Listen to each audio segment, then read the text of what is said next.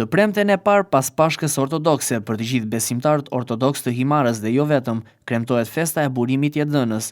Kandidati për deputet në qarkun e Vlorës i ASHM dhe PBDN, Petro Gjikuria, ka qenë pjesë e kremtimit të ditës së shenjtë kushtuar të Shtrenjtës Mari. Petro Gjikuria, i shoqëruar nga eurodeputeti Fredi Beleri dhe kreu i PBDN, kanë qenë pjesë e festimeve që kryen në nderin e kësaj dite në manastirin e Athales në Himar. Pjesë e kremtimit të festës së shenjtë kanë qenë me qindra besimtarë ortodoks të Himarës dhe krahinave përreth. Gjikuria është takuar me besimtarët dhe banorët e Himarës dhe fshatrave përreth, të cilët kanë qenë të shumtë në numër, që kremtojnë këtë festë të përvitshme dhe shumë simbolike. Një përqafim e një shtrëngim duarsh që tregon një vëmendje të dedikuar të kandidatit për deputet ndaj festave fetare dhe besimit ortodoks në veçantë.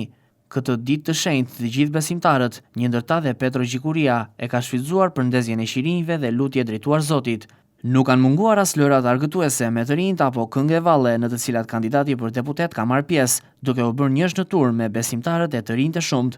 Për të festuar këtë ditë të shenjtë, drejt Himarës kanë ardhur qindra besimtarë në manastirin e Athales. Në zonë nuk kanë munguar as tavolinat e ngritura me gatime tradicionale. E premtja dhe e diela pas Pashkës Ortodokse janë ndër festat e shenjta të besimit ortodoks, ndër më të rëndësishmet.